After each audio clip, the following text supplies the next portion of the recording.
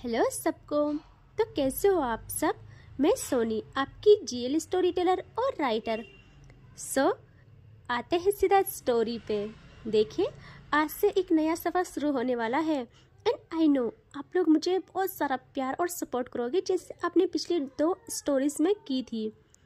तो मुझे इस पे भी बहुत सारा प्यार चाहिए आपका। ओके, तो आते हैं सीधा स्टोरी पे, जिसका नाम है आशिकी। तो देखते हैं आशिकी का एप फर्स्ट। ओके, तो फिर रेडी हैं आप सब दीवानगी की हदें पार करने वाले इश्क के समुद्र में डूबने के लिए, जहां जुनून और पागलपन मर मिटने वाले इश्क के रोग की कहानी को मैं अपने शब्दों के साथ संजोकर न केवल आपके दिलो दिमाग में उतारूंगी बल्कि आपके रूह तक को निशाना बनाऊंगी।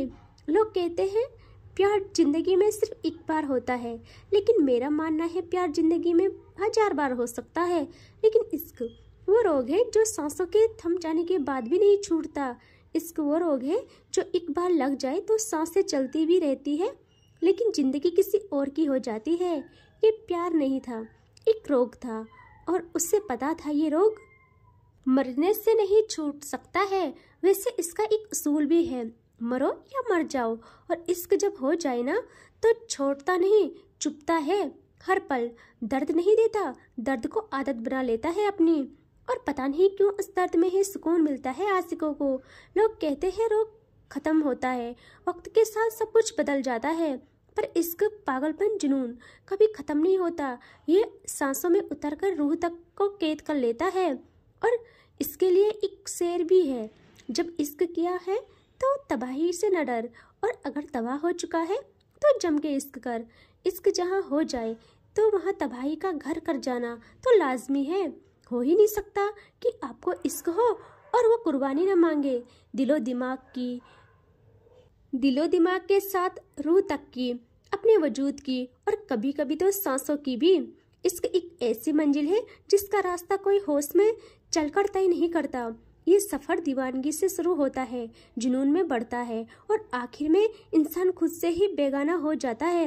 हम इस आशिकी के उस मोड़ पे खड़े हैं जहाँ से कहानी का पहला अध्याय शुरू होता है, जहाँ दिल से ज़्यादा जख्म बोलते हैं और मोहब्बत एक रोग बनकर रगों में दौड़ती है।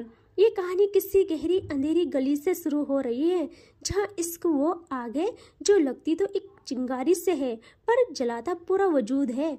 इस सफ़र की कोई सीढ़ियाँ नहीं है, बस एक दिल होता है जो धीरे धीरे पागलपन की तरफ धकेल दिया जाता है, और न वापस मुड़ने का रास्ता होता है न संभलने का वक्त। और हम इस कहानी के पहले अध्याय में कदम रख रहे हैं, तो दिल थाम लीजिए। जहाँ रातों का सुकून चुरा लिया गया, जहाँ मुस्कुराहट के पीछे दर्द का तूफान छुपा है, जहाँ इश्क ने हमें इंसान से ज़्यादा जुनून और पागलपन बना दिया। तो फिर स्वागत है आपका उस आशिकी में जहाँ हदें टूट जाती है और दिल खुद अपनी बर्बादी की दास्तां लिखता है। तो फिर हमको दिखाया जाता है, ठीक है, एक हॉस्पिटल का प्राइवेट रूम। कहते हैं इश्क इंसान को बदलता है, लेकिन जो यहाँ पड़ा है उसे इश्क ने बदला नहीं, उसको पूरा खा लिया है। इस प्राइवेट हॉस्पिटल के रूम में अंधेरा सिर्फ अंधेरा नहीं, ये उसकी टूट चुकी रूह की परछाइयाँ हैं। और फिर दिखाते हैं एक बेड पे बेहोश पड़ी एक लड़की को, जो कि सिर्फ सांस ले रही है, जैसे जिंदा रहना भी अब आदत हो, जरूरत नहीं। और फिर हमें मिलाया जाता है उस कमरे की दीवारों से। दीवारों पर कोयले से सजा एक लफ्ज, एक ही नाम। शायद वो नाम किसी की पूरी कायनात है। हमारी मेन कैरेक्टर का, रिधि। वो दीवारें सिर्फ एक नाम से सजी हुई थी, रिधि रिधि रिधि। हर कोना, हर दीवार, हर सांस में वही नाम, जैसे किसी ने अपने इश्क की सजा इस कमरे की दीवारों पर खून की जगह कोयले से लिख दी हो। ये हमारा हॉस्पिटल का नहीं, इश्क का कैद खाना लगता है, जहाँ एक पागल आशिक ने अपने दर्द, अपने जुनून और अपनी बर्बादी को हर दीवार पे कैद कर रखा है। आशिकी कभी कभी ऐसी भी होती है जहाँ मोहब्बत नहीं, पागलपन धड़कता है। और रिधि सिर्फ एक नाम नहीं, वो उस पागल आशिक का जीवन, रोग और बर्बादी बन चुकी थी। तभी कुछ पलों के बाद दिखाते हैं जहाँ उस कमरे की तरफ दौड़ रहे होते कई लोग, सबसे आगे डॉक्टर एंड स्टाफ, फिर उनके पीछे एक पूरा परिवार। रोते हुए, कांपते हुए और कुछ भी करके ये लोग पहुंच जाते हैं उस रूम के बाहर। और जैसे डॉक्टर अपने हाथ डोर तक ले जाता है उसे खोलने के लिए, तो वो हैरानी से देखता है पलट के सब लोगों को और कांपती वॉइस में कहता है, डोर डोर लॉक है। तभी उन लोगों के बीच एक आवाज आती है जिससे सबके दर्द और डर में इजाफा हो जाता है। एक तड़पती हुई आवाज जो चिल्ला के कहती है, तो देख क्या रहा है, दरवाजा तोड़ डाल। अगर मेरी बच्ची को कुछ भी हुआ तो मैं तुम्हारे हॉस्पिटल और तुम्हारी जिंदगी को आग लगा डालूंगी। यहाँ उस आवाज पे डॉक्टर के हाथ कांप जाते हैं और वो कुछ भी करके सेकंड तक नहीं गंवाता और अपनी पूरी एनर्जी के साथ उस डोर को एक सेकंड में तोड़ डालता है। और जैसे वो दरवाजा टूटता है, सब स्टाफ बेसुध होके दौड़ते हैं अंदर, जहाँ वो देखते हैं उस लड़की को जो कि शायद बेड में बेहोश पड़ी सिर्फ मौत का इंतजार कर रही है। और डॉक्टर बिना सेकंड गंवाए स्टाफ को कहते हैं, अरे मेरा मुंह क्या देख रहे हो, इनको दूसरे रूम में शिफ्ट करो। और वो लोग भी यही करते हैं। और अब हमें दिखाते हैं 2 घंटे बाद का सीन, जहां हमें दिखाते हैं कि एक दूसरे रूम के बाहर एक पूरा परिवार बस परेशानी की सारी हदें तोड़ के पागलों की तरह रूम के बाहर चक्कर काट रहा होता है और बस वो डोर खुलने का इंतजार कर रहे होते हैं। उस परिवार के सदस्यों के बीच आप दिखाते हैं सबसे पावरफुल इंसान को, एक बूढ़ी औरत जिसकी एज तो 70 से 80 के बीच थी, लेकिन उसका चार्म एंड ऑरा ऐसा कि सबको खाक कर डाले एक पल में। और उनके चेहरे पे एक गुस्सा, एक आग को दिखाते हैं और नजरें बस एक टक सामने हॉस्पिटल के उस रूम की डोर पे टिकी हुई होती है। और अब जैसे ही कुछ टाइम बाद डोर ओपन होता है, वहाँ से निकलता है डॉक्टर और घर के सारे लोग उनके पास आ जाते हैं ये कहते हुए कि क्या हुआ, सब ठीक है ना। लेकिन वो उनको कुछ जवाब नहीं देता।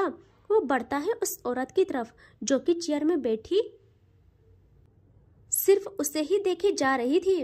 और वो डॉक्टर वहाँ आके थोड़ा स्माइल करके कहता है, जी वो सब ठीक है, ऐसी कोई बात नहीं है, बस पैनिक अटैक था और अभी हमने पूरा चेकअप किया, सब नॉर्मल है, कुछ टाइम में होश में आ जाएंगे वो, हमें प्लीज माफ करें, हमको नहीं पता था कि। तभी उस डॉक्टर के सामने वो औरत एक हाथ कर लेती है अपना और अब पूरी आग उगलते हुए कहती है, बस एक लफ्ज और नहीं, तुमको इतने पैसे किस लिए पे किए जाते हैं ताकि तुम ऐसी लापरवाही करो, और औरों के साथ करती तो मुझे कुछ फर्क नहीं पड़ता। तुम जानते हो तुमने किसके साथ लापरवाही बरती है, अगर उसको कुछ भी होता तो अभी तू मेरे सामने जिंदा ना होता।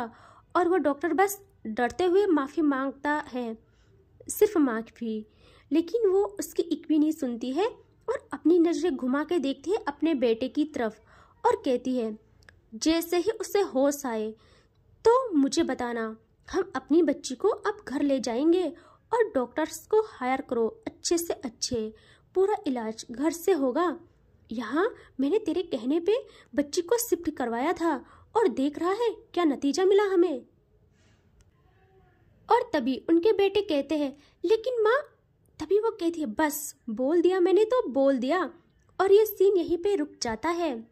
और अब हम थोड़ा सा आगे बढ़ते हैं, तो आप लोग दिल थाम लीजिए, अब चलते हैं इस सफर के उस अध्याय पे जहाँ से ये दास्तान शुरू हुई थी। दिखाते हैं एक इंटरनेशनल मेडिकल कॉलेज जहाँ पढ़ाई नहीं विरासत डिसाइड करती है कि कौन डॉक्टर बनेगा। ये कॉलेज किसी शिक्षा का केंद्र नहीं बल्कि एक इंपीरियल किंगडम है जहाँ दाखिला सिर्फ उन्हीं लोगों को मिलता है जिनके घरों में पैसा नहीं ताकत पुकारती है। यहाँ का स्टूडेंट बनना या तो सपना है या फिर सरनेम की पावर। ये कोई कॉलेज नहीं, एक एम्पायर है। यहाँ एडमिशन ताकत और सरनेम की वजह से मिलते हैं। बिजनेस टाइकून, पॉलिटिशियन और रॉयल फैमिली के बच्चे यहाँ स्टूडेंट होते हैं, बाकी सिर्फ स्टाफ बन के रह जाता है। इस कैंपस में लैम्बोर्गिनी से ज़्यादा ईगो चलती है और पढ़ाई से ज़्यादा पावर गेम्स। ये सुबेस्टिन इंटरनेशनल मेडिकल कॉलेज है जहाँ डॉक्टर नहीं डेस्टिनी डिसाइड होती है। और अब दिखाते हैं कॉलेज के जाइंट गेट के बाहर एक मिडनाइट ब्लैक लग्जरी कार रुकती है। और जैसे रुकती है भाई, उस कार के हॉर्न से ही पूरा कॉलेज पहचान जाता है कि वो कौन है।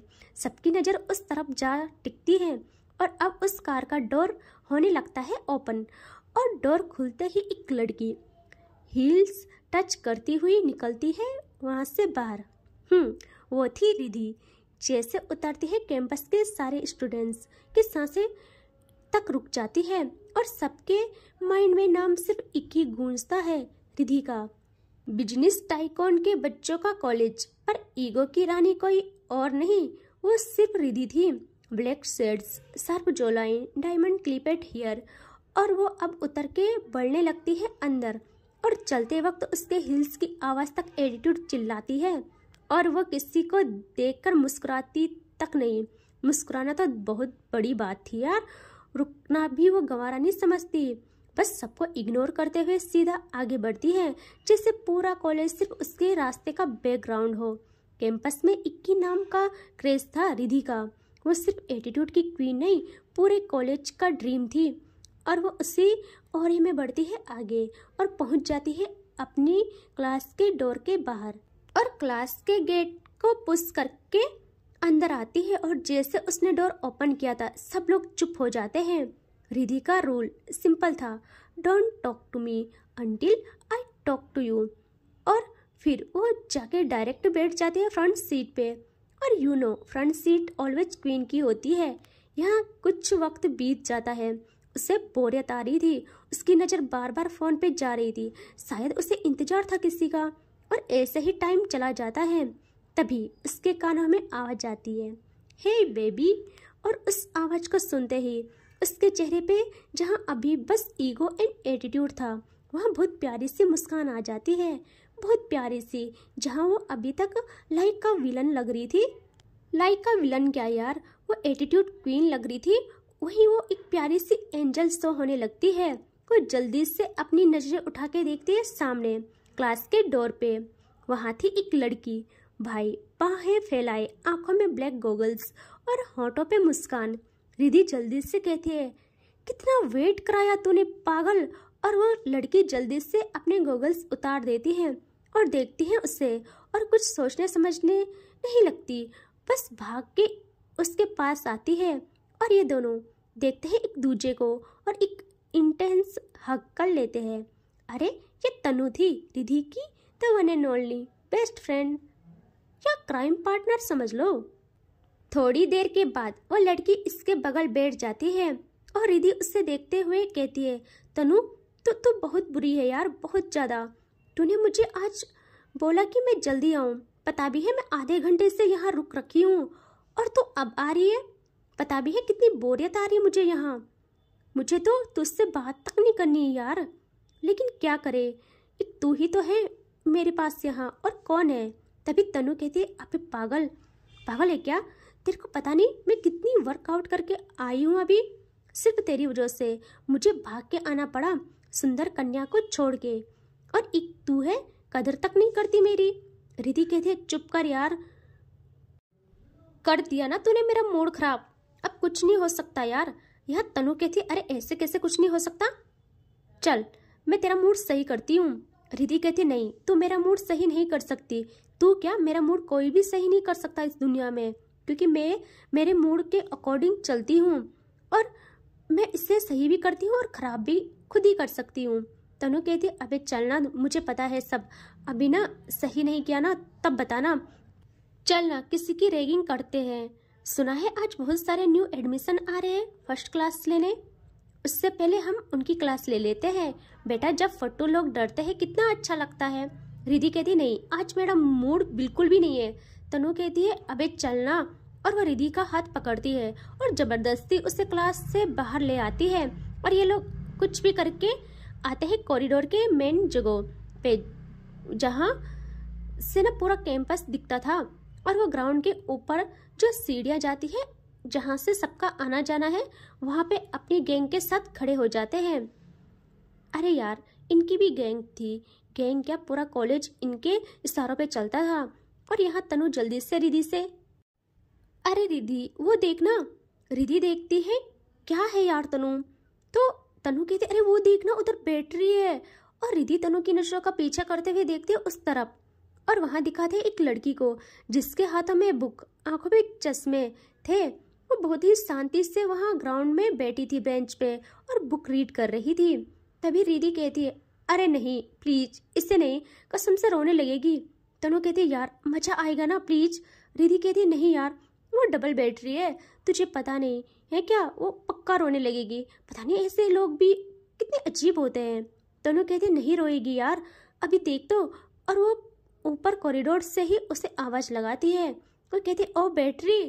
यहाँ वो लड़की चुप ही रहती है और बस अपनी बुक रीड करने पे फोकस करती है। तभी तनु अगेन कहती है ओ बैटरी।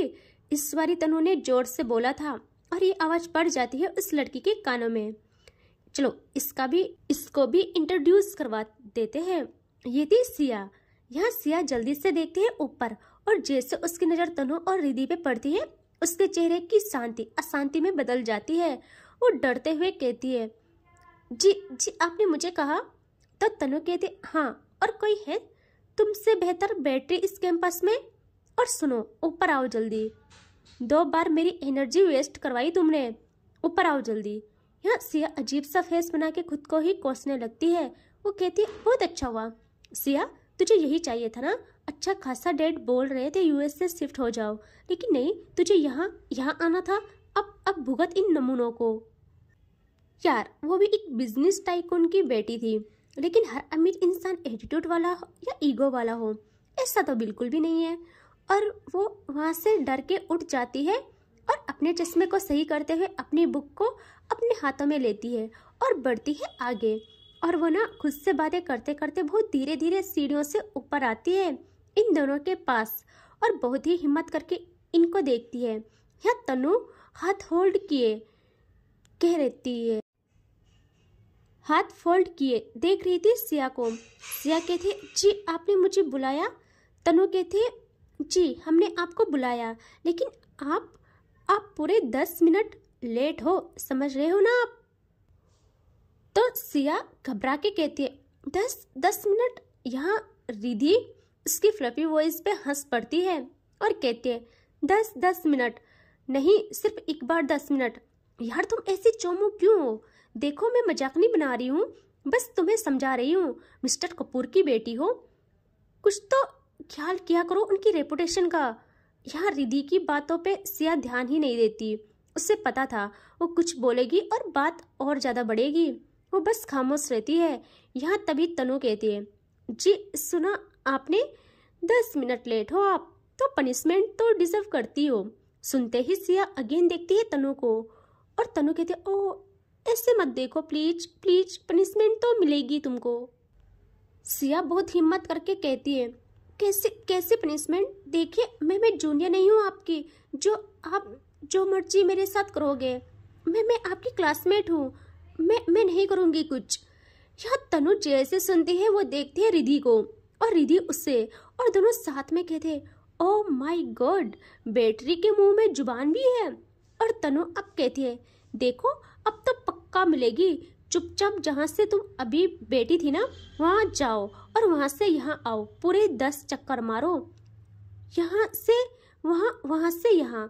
तो इस बात पे सिया की आंखें और बड़ी बड़ी हो जाती है। वो अगेन देखती है तनु को और मासूम सा फेस बना के कहती है क्या 10 चक्कर? तभी तनु कहती है यार तुम बताओ, तुम ना मुझे एक बात बताओ, तुम बातों को 2 बार क्यों बोलती हो? अच्छा तुम्हें 10 यानी 20 चक्कर चाहिए?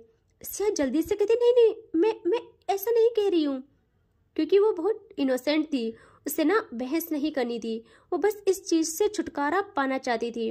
और वो तैयार हो जाती है, वो कहते ठीक है, और अगेन जाने लगती है नीचे और अपने 10 चक्कर को मारना करती है स्टार्ट।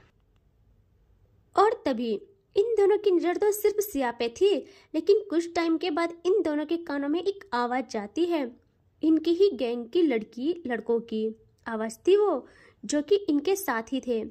उनमें से एक लड़की कहती है अरे वो कौन है? Look at her charm baby. उन सबकी नजरें थी उस कॉलेज के जायंट गेट पे, जहां सबकी नजर जा टिकती है, लेकिन रिद्धि और तनु की नजर सिर्फ सिया पे थी। लेकिन तभी दूसरा लड़का कहता, ओह माय गॉड, न्यू है क्या? एंट्री देख रही हो? इतनी सिंपल होके भी एयरपोर्ट वाली फील दे रही है। मेरी नजरें नहीं हट रही है यार उससे।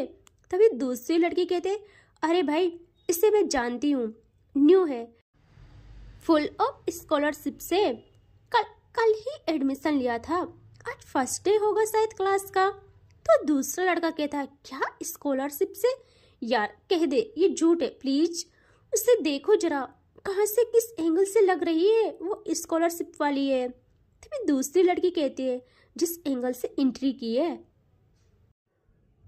तभी वो लड़का कहता है, यार एंट्री छोड़, देख सबको, लड़कों से ज्यादा तो लड़कियां उस पे देख रही है, जरा देख दो उसे।